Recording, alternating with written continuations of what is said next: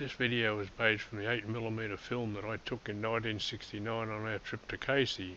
Some of it includes film by Len Holbrook, who supplied me a few pieces of this film. This was film Len took as we went down the river from North Wharf.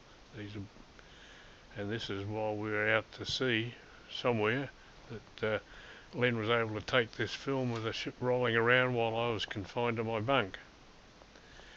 Thala then eventually reached the pack ice, and this is film I took out while we were just inside the pack ice. You can see the sea reflecting on the sky on the horizon there with the open water out there.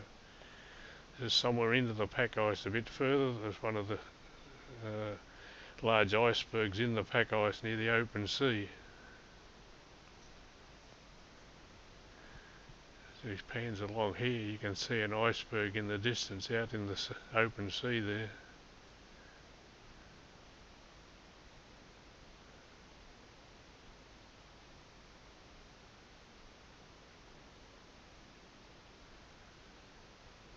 So while we're in the pack ice, I was able to get up and film some of the things. You can see the open water there with the iceberg in the distance.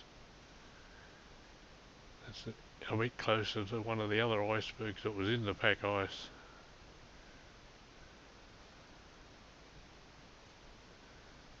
This is one of the lifeboats on the side of the Thala dam as we were sitting stuck in the pack ice. That the crew had hosed the ship down and had left all these icicles on the rigging around the lifeboat.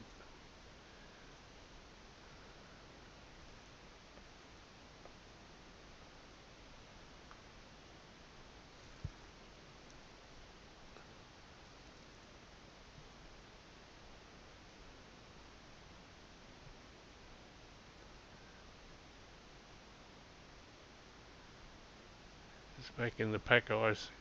We're looking around in the pack ice. You can see that iceberg there. This is closer to the edge of the pack ice. You can see the swell of the ocean going through it, making the little bits of ice floe rise up and down, and the ship's rolling around a little bit.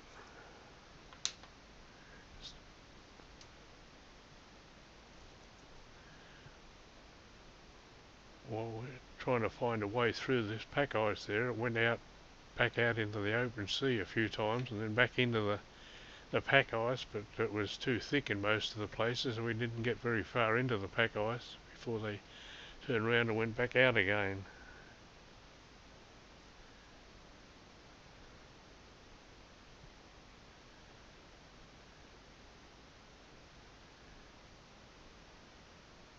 You can see the swell moving through the loose pack ice here. So some of Len's shots in the pack ice there. As we sailed along in the open sea there, I probably went back to my bunk, and you can see the waves going into the edge of the pack ice.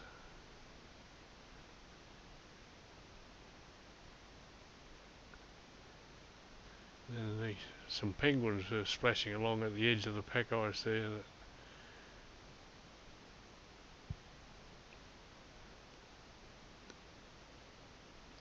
Back into the pack ice again. There were some penguins, the first ones that we had come across by the look of it. They're just standing around deciding what to do.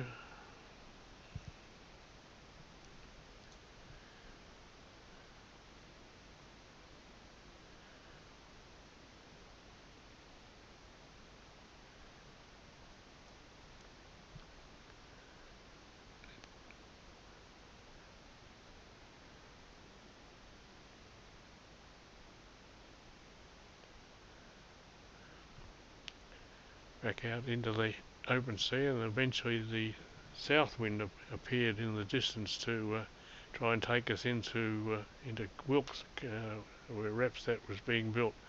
This is the icebreaker coming through the sea ice, and it came close a few times and went around the Thala dam to see how easy it was to break the ice. But with all the power that this icebreaker had, we just couldn't keep up with it.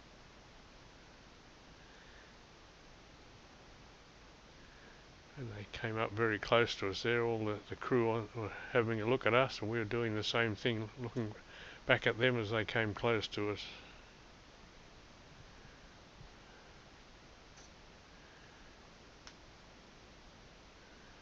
As they went past there, they went through this pack ice very easily, and then we tried to follow them through the open water that they were making there, but the ice closed in very quickly, and it was hard to keep up with the icebreaker there.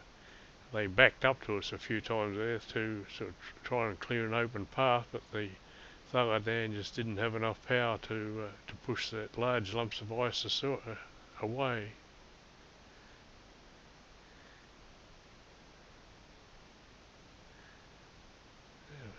Made some open water there. We were able to catch up to it a little bit.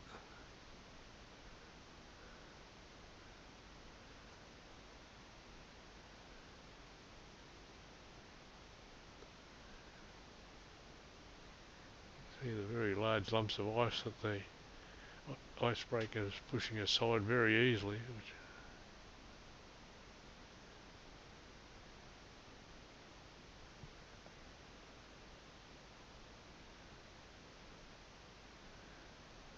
When we did catch up close behind it at one stage, when the south wind stopped and the Thala dam didn't, we hit it in the back and did some damage to their helicopter netting there. And see, when we were going here, able to catch up to that's some of the thick broken ice. That's when we got very close to it and eventually did connect, and they stopped us and had a look to see what damage had been done. You can see the broken helicopter safety rail around the helicopter deck there, where it hit the bow of the Thala dam. It hit up that high, and their decking punched a little hole in the side of the Thala dam. This is where they swapped over some of the crew to have a look. There's the hole in the bow of the Thala dam where we hit it. And we eventually got into the harbour at Wilkes there. That's the south wind stopped over near Wilkes, and the Thala dam had gone over to where they were building the new station. The crew of the south wind helped unload the Thala dam. This is some of the fuel drums being brought ashore, and they were shifted from the beachhead there with the helicopter, taking them in cargo nets and taking them up onto the hill behind the station.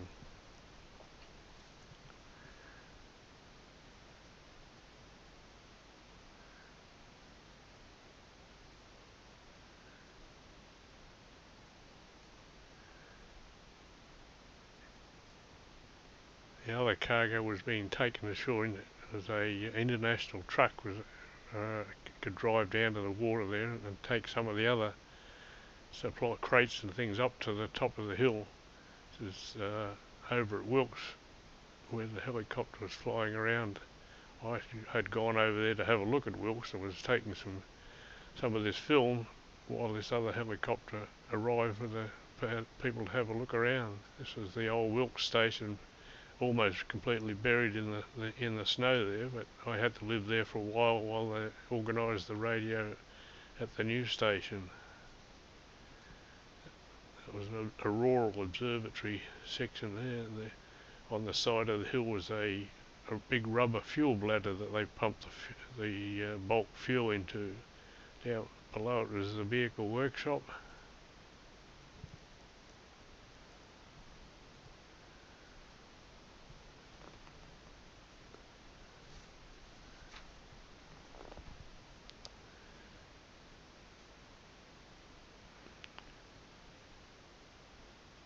This is one of the Southwind helicopters coming over to have a look around Wilkes, and probably bringing some of the Americans to have a look at the old American base that they built in 1957.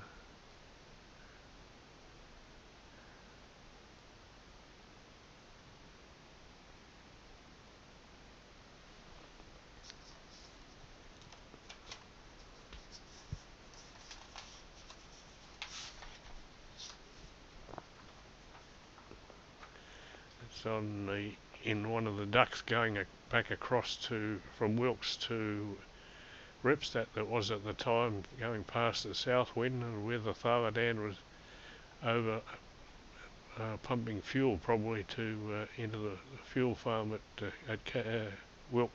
Ripstadt. This is looking back at Wilkes, so we were the other side. The next day was a very calm day, and the Thala dam sitting out there in a mirror-like bay.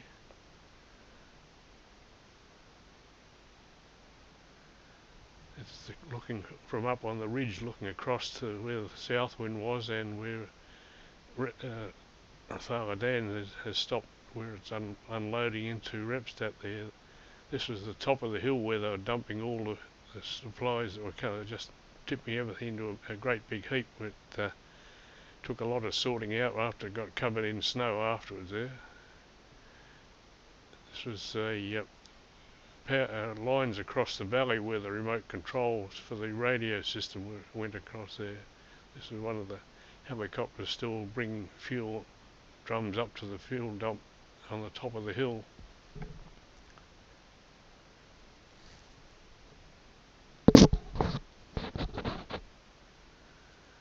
This is the power lines across the valley to the transmitter hut.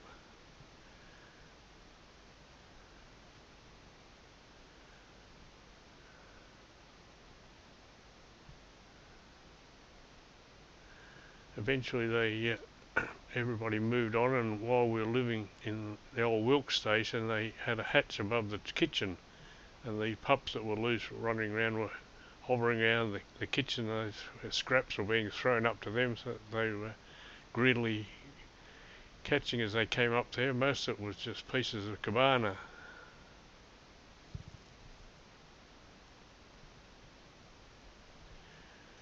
The 4 radio operators and a diesel mechanic and myself were living at Wilkes there, keeping the radio transmitter going there, while the other 3 radio technicians were installing the new equipment at the new station on the other side of the bay.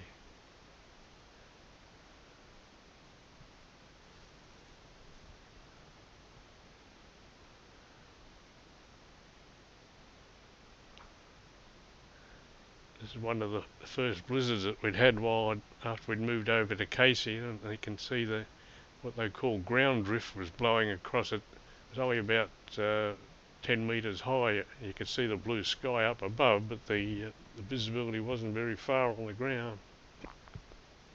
That was the food stack that they kept the food supplies away from the station.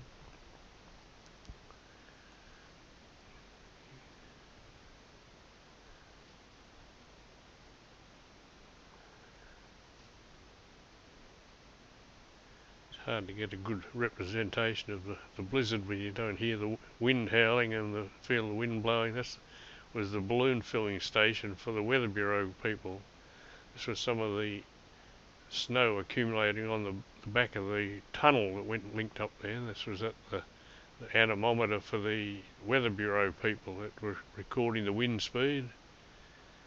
And being up on the stilts, the wind was supposed to blow the snow clear of the station there, but it didn't go very far and made the road very uneven when the wind stopped. This was some of the crates of Weather Bureau equipment.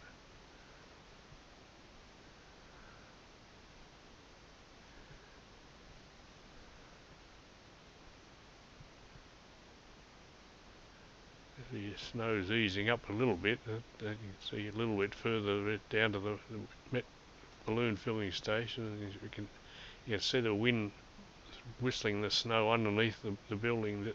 And that was the weather radar down the other side of the station there.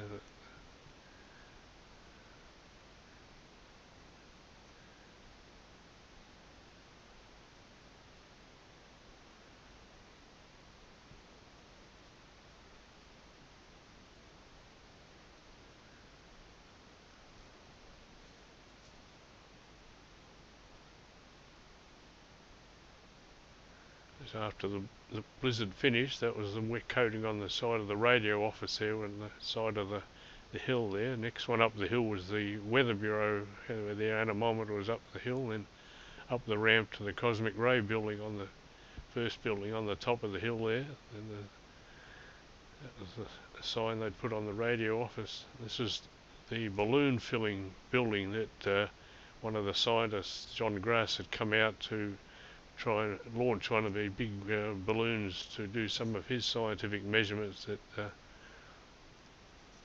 while he was getting the balloon organised there, the electronics engineer was checking out the equipment to do the recording.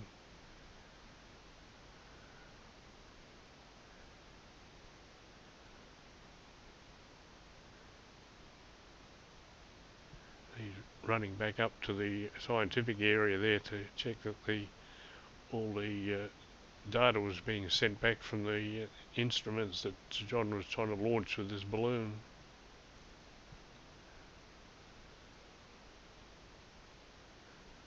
That was the payload that they wanted to send up by the look of it.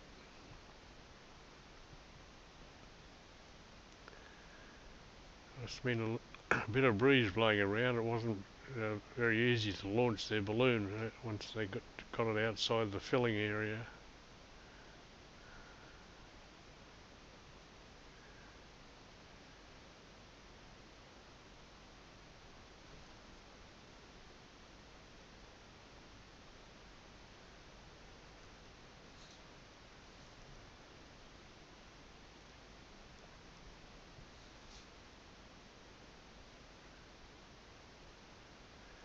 They got a radar target tied under the balloon so they can try and track which direction and how high and about midwinter there's Len's looking out for the shortest day of the year. That's as far as the sun got above the horizon on the shortest day.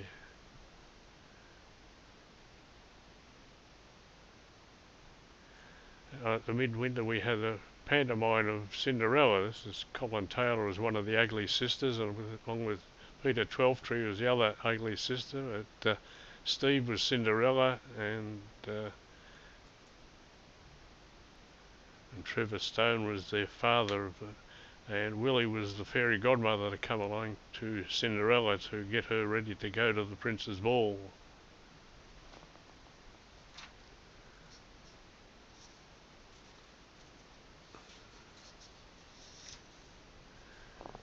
Cinderella was happy with when we went to the ball, and Peter Garrone was playing the prince. He's dancing with one of the ugly sisters at the ball. When Cinderella comes to the ball, the prince is all taken by Cinderella.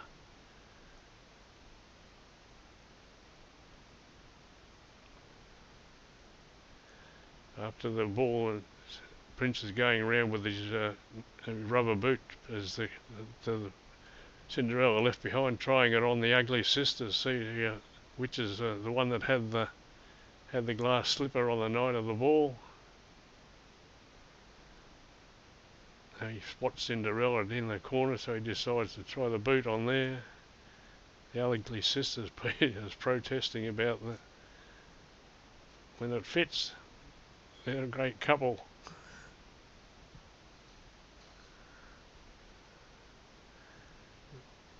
And fairy godmother comes along. This was taken from the transmitter hut as one of the dog teams was coming back from Cape Folga. This is Colin Taylor and Steve and Lee Collins had been out. They were coming back with a dog team.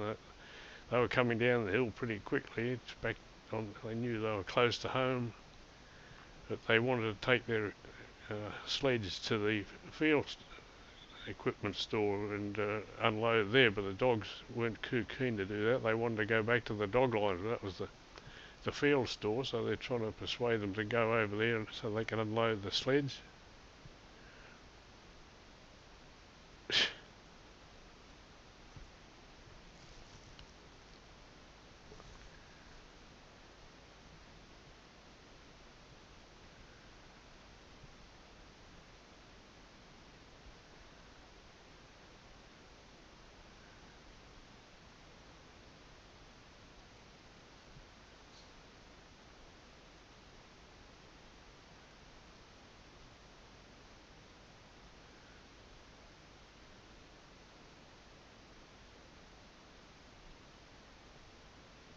eventually they get them ready to take back to the line because they're all anxious to go in that direction.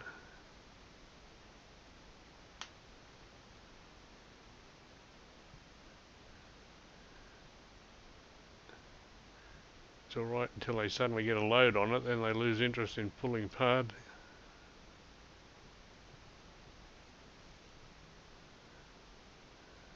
This is the other dog team coming back with Willie and Steve Coon, but they came back a slightly different way, and they're coming down on a much steeper slope to the sea ice instead of going down to the valley. And you can see the broken sea ice there where they went over the edge there and ran into the tide crack. They're coming across the sea ice that was in the valley. The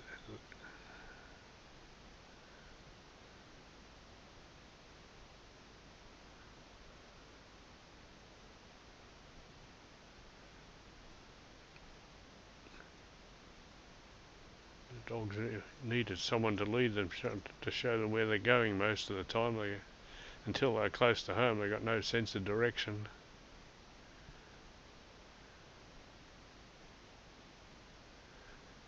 This is in the valley where they're coming across here. We started a rubbish tip down there which needed cleaning up many years later. There's some of the piles of rubbish that have been dumped in that valley.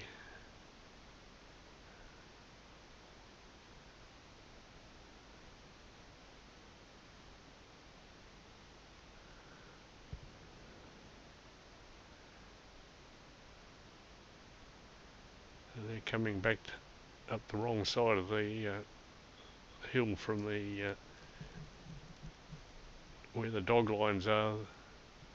They're heading back for the field store too, but via a different valley. This is when a strong wind blowing when they're trying to do a balloon launch. They have to calibrate the radio sonde in the office, and they have to carry that down and tie it onto the end of the balloon. The wind was very strong this day. I'm not sure who that is.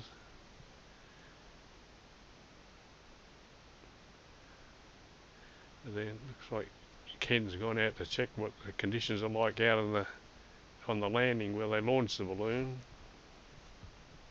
But it didn't go too well. The target got shredded as they let it go. This is after a blizzard where the snow's built up over the road. This is one of the pups there having a look at Len's camera. Len went out to Cape Folger there. This is one of the Hotchkiss vehicle that they went out there instead of going out with the dogs. It was much more comfortable going in a vehicle out to the drill site.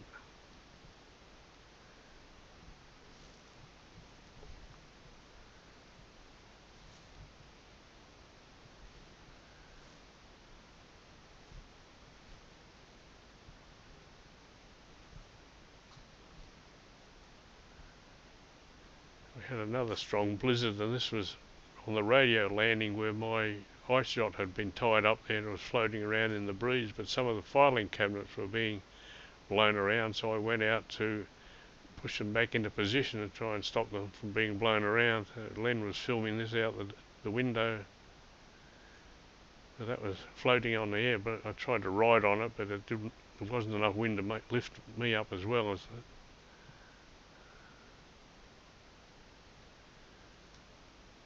When we came back, the filing cabinets were still being blown around, so I had to go and put some more heavy weights in front of it so they didn't get blown off the landing.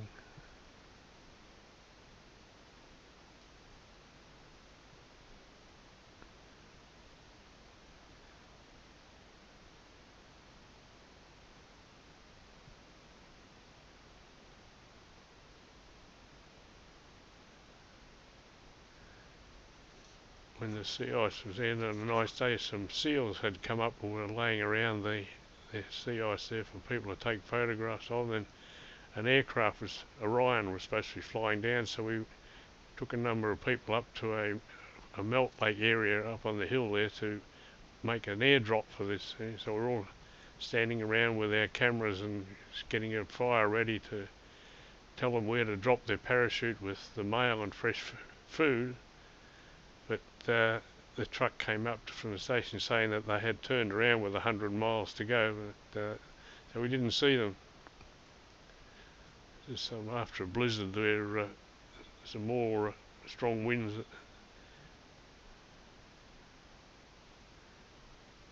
We had that bigger blizzard later that blew the actual anemometer off the shaft there and broke that. There were some of the radio aerials outside the radio office.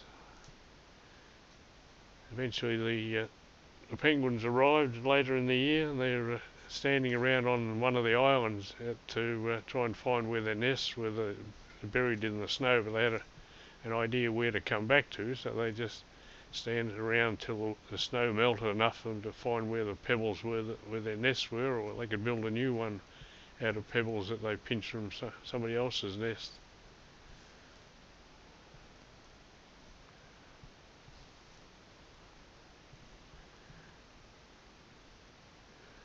While the sun was shining like this, it gets quite warm. Standing in the melted snow there on these nest of rocks, and they're looking for their mates that they had from last year.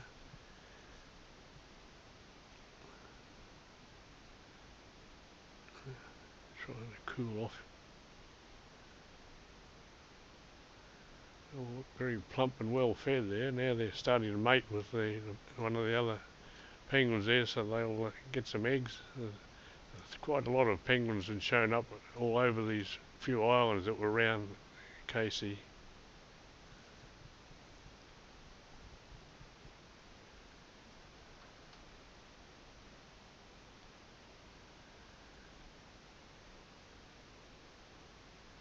A very strange mating technique.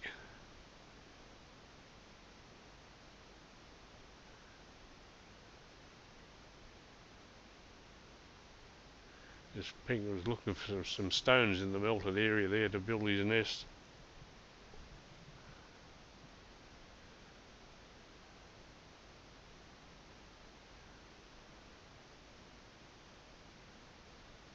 There's one that had been banded in the research program over the years.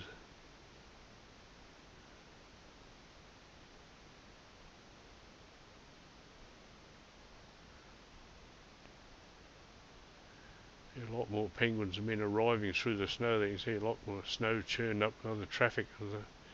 In the distance there you can see where the station is, how far away these islands are from the station. Because all the snow melts and makes quite a muddy mess there. When the penguins are lying down, they look quite dirty until they go for a swim to go fishing and come back for some food.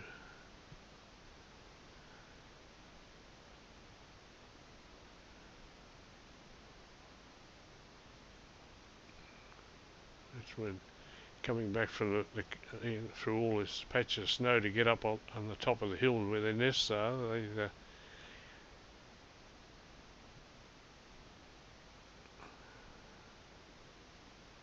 They like to skid along on their stomachs there without waddling.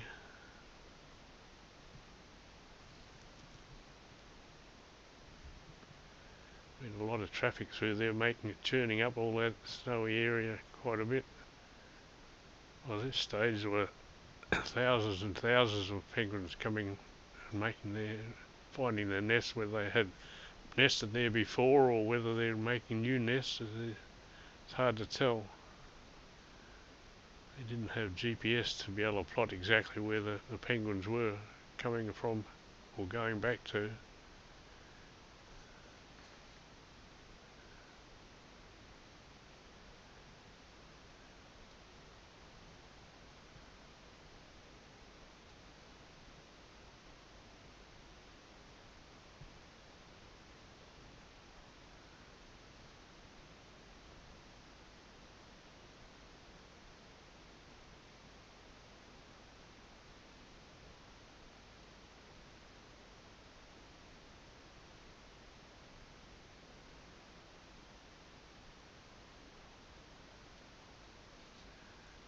Most of them prefer to get up fairly high where they've got a good view by the look of it.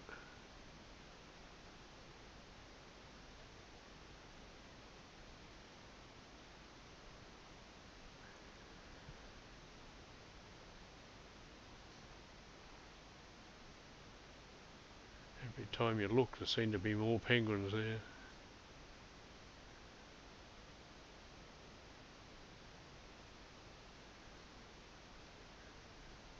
As it got warmer and the snow melted more, the smell got worse too.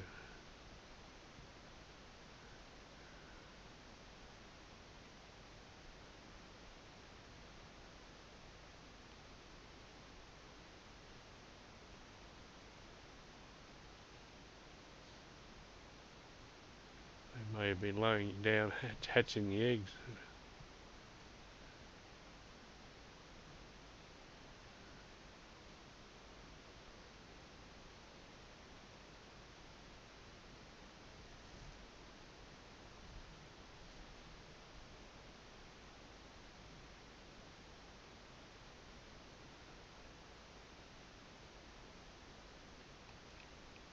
Not sure whether all these rocky outcrops had penguins on them or not, but they were all along the ridge line by the look of it.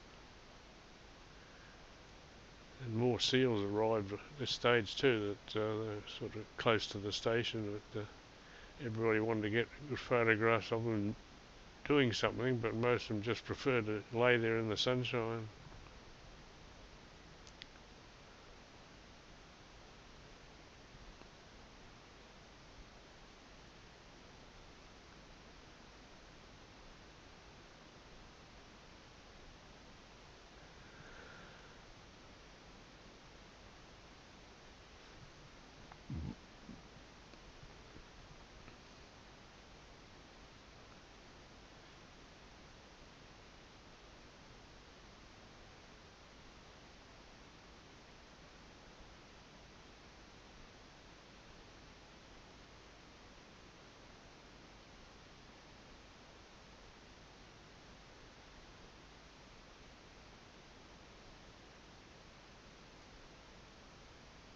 Background you can see the station and the food stack there and the fuel farm on the side of the hill there, around to the balloon filling station.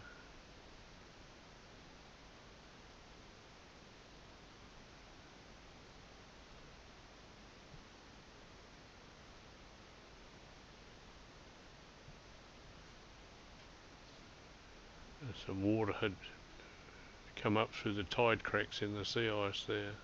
It's not big enough for the seal to go back into the water.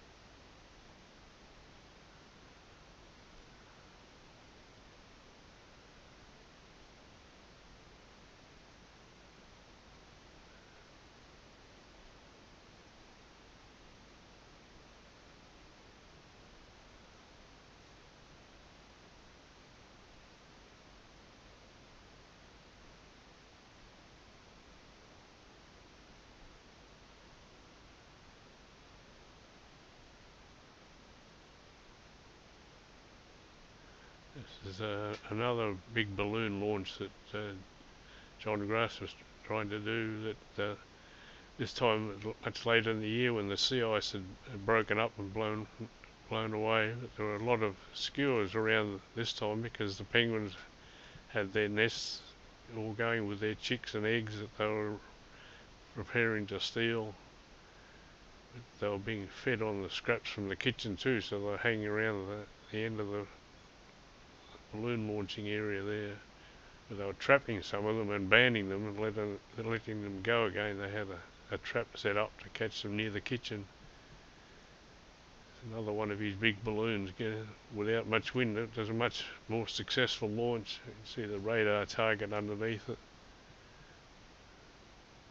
And his payload eventually getting off. It's a long way underneath it. Whatever he was measuring there. These are some of the skewers after we had a lot of eggs that were being preserved with formaldehyde and tasted terrible, so they were using them as bait to catch the skewers in the trap.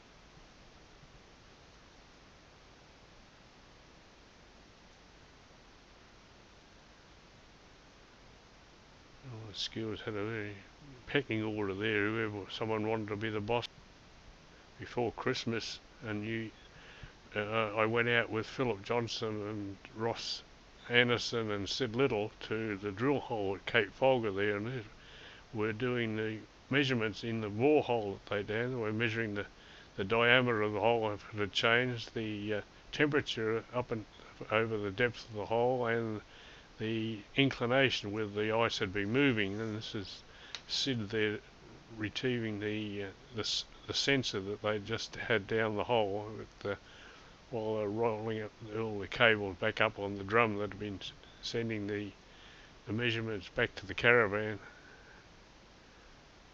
There's Philip and Ross working the winch there, and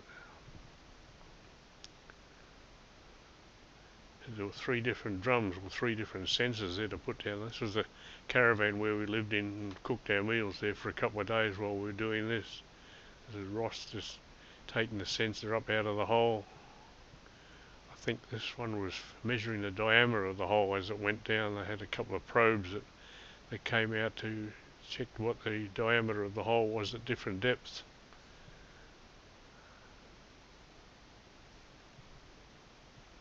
That was the nodule that had all the measuring equipment in that. The leads from these 3 drums are the 3 different sensors that went into the recorders in there.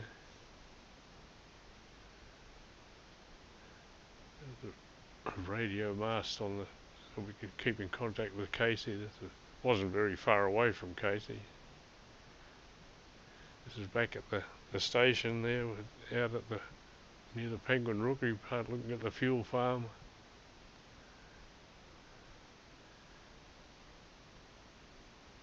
There's some other people going out to the Penguin Rookery after dinner one night.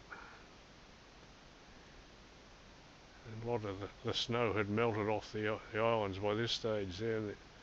A lot of open water around the place.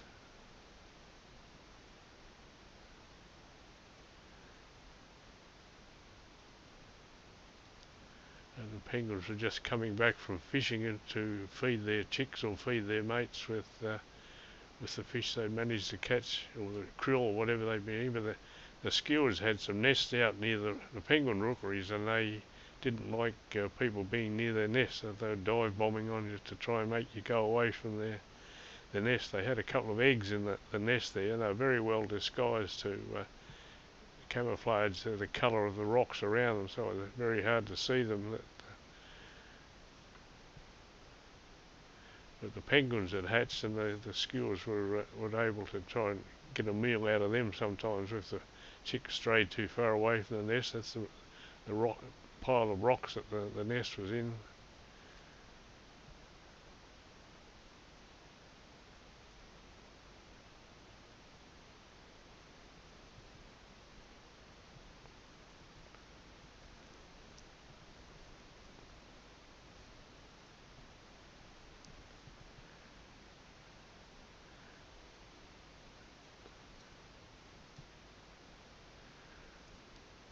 The penguins are still trying to find their way back onto the island there, and there's all the ice floes are in the way all over the place.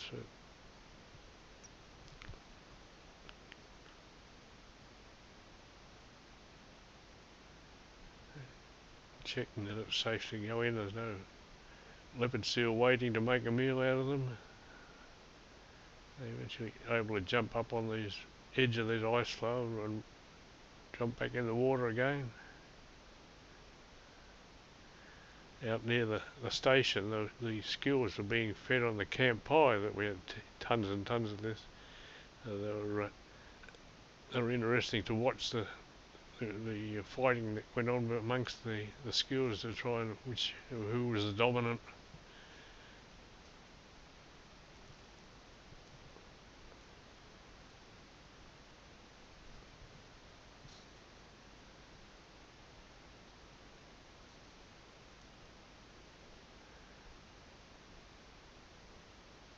This is back on the road where the skewers were very much the same colour as the rocks and the road work, very good camouflage. Says Len was having a look at the snow track that was outside the radio office there, scratching his head while we're getting stuff packed up ready to go over to Mawson. Then the Naladan arrived to take half the crew from Casey back because there was no room on the Thala Dam, which had been stuck by the French. So they got ashore on the landing barge there when they came ashore on the Duck. This is some of the crew on the landing who filmed. I think this was Len was filming this just before he left.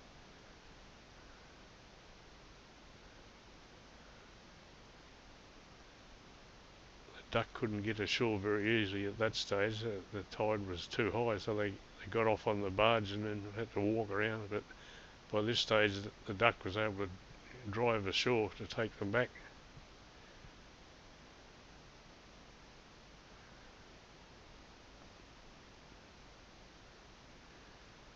Loading up the people on the landing there beside the kitchen. There's Colin Taylor on the Duck was going back out to the Naladan. There, Len filming the last views of Casey as they were leaving to go back to Fremantle. But,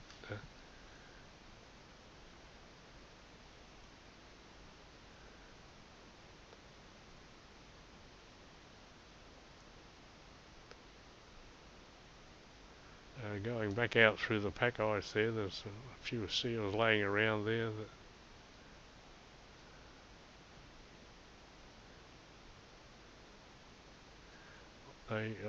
Naladan had the 4 dogs that they were taking across to Mawson. They'd had Bob Innes had built kennels for them on the helicopter deck, and they were being washed and groomed on their way back to Fremantle as the ship Naladan was rolling around with Len filming it.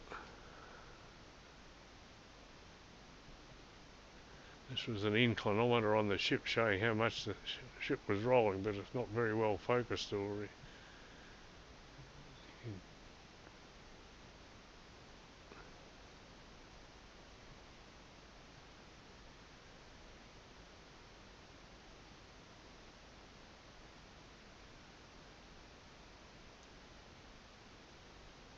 Don Stiles was leading them back to Fremantle there with the sextant there. While they went there, the rest of us stayed behind and were picked up on the Thala and taken round to Jumontville to pick up the Frenchmen that were waiting there. And they were using their little helicopter to shift their supplies around the station because Jumontville was on an island that they had to use a few different systems there. They had a tramway to take the supplies up the side of the hill. And so they used the helicopter for just about everything except washing the dishes. That was their bulk fuel farm on the side of the hill there. There's an ice floe in the road of the fuel when they were pumping fuel into the tanks there. There's ice floe was had to be trying to pushed out of the way with a ship's boat. This was one of their unloading systems that they had set up there many years ago.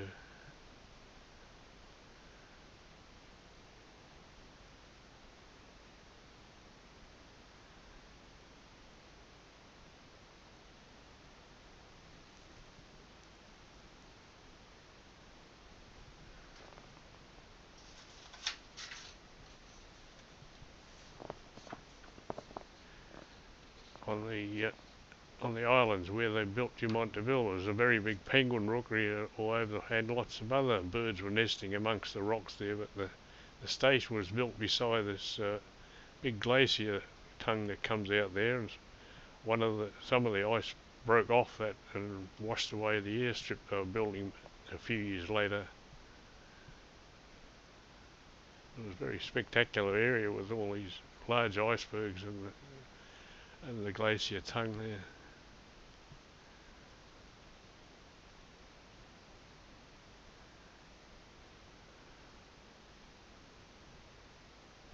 There's one of the other birds that were nesting on this rocky part that had a chick in the nest there with all the nests were numbered so the biologists could keep track of how well the birds were surviving year after year.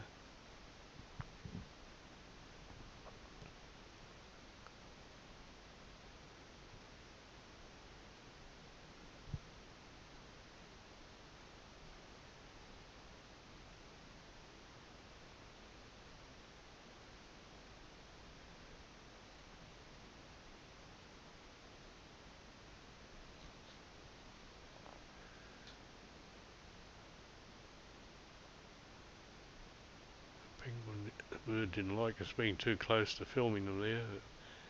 There's a very big ice slope there that the penguins were using there, but down the bottom was a pool where the skills were washing themselves in.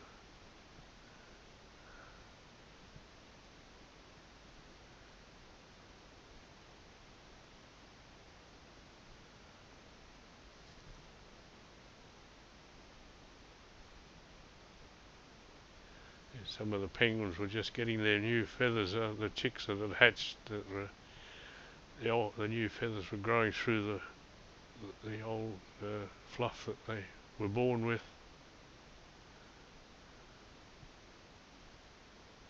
They look very comical with the different amount of feathers on them. When we left Dumont Deville, we went past this fishing boat that turned around and sailed away when it saw us, and we got to Macquarie Island, and these were some rockhopper penguins that we went round to in the duck too. They nested in a fairly isolated area.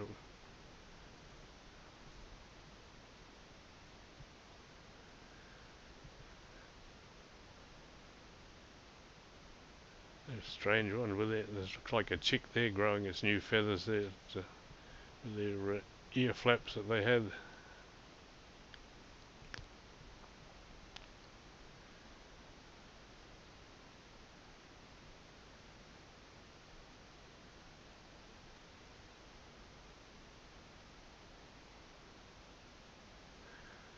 Around surrounding Macquarie Island was great beds of kelp that were sloshing up and down with the waves. It was quite interesting to watch the way the kelp was reacting to the waves. It's very, very thick.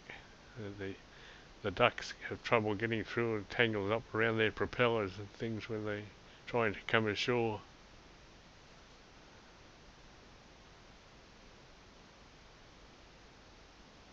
This was Chick Henderson, one of our radio operators, was trying to get some more pictures of the rock hoppers. There's the Thala in the distance there.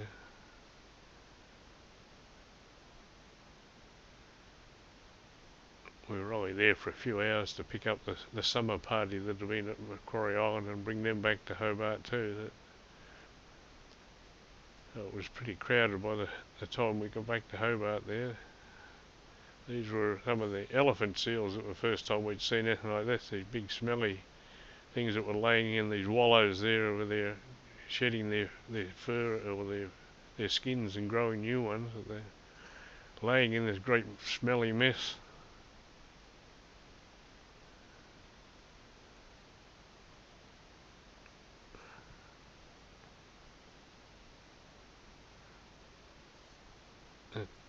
It was raining a little bit by this stage, while the sun was shining in some parts, but they get little showers of rain coming across.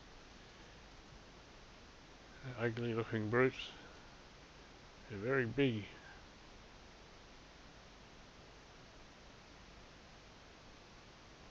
I gave my camera to someone else to film me going in to get on the film.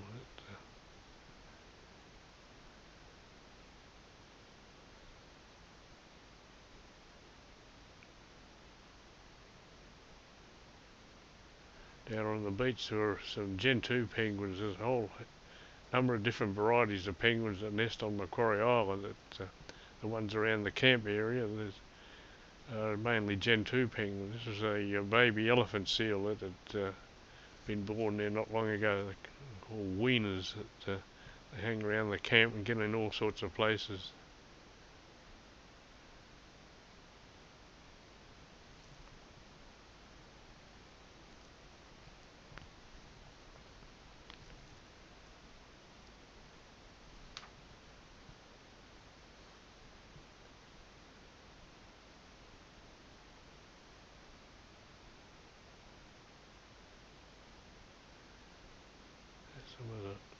the junior seals coming up out of the water there, and there's others playing around in the water.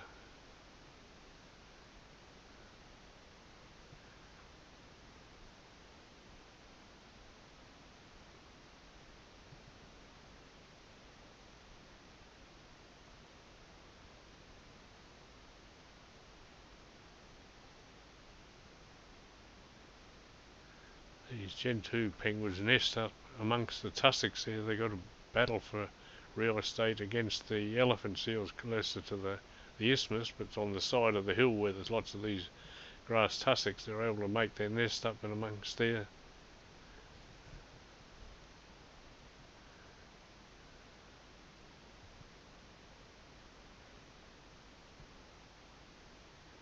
And on our way back to Hobart from Macquarie Island,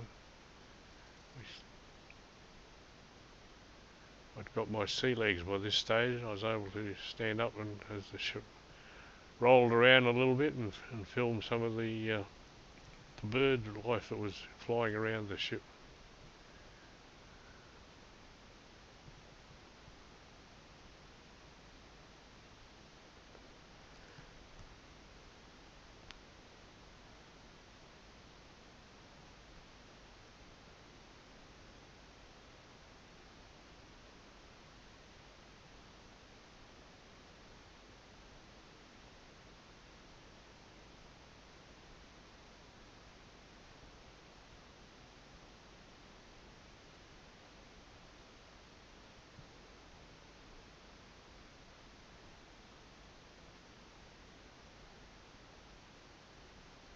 Kept waiting for a big splash over the bows, but it wasn't rough enough.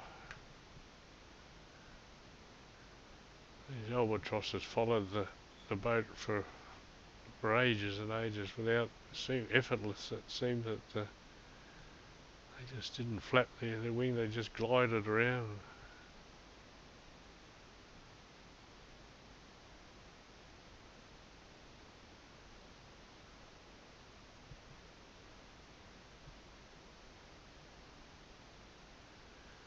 There's a little French helicopter on the back of the Thala dam there.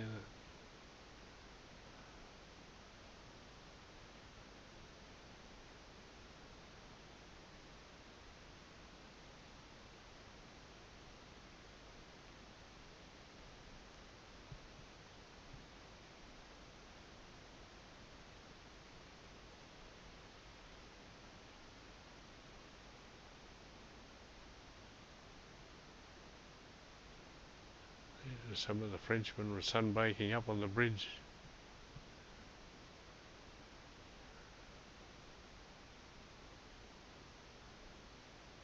It's an inclinometer showing the amount of rock roll it was doing.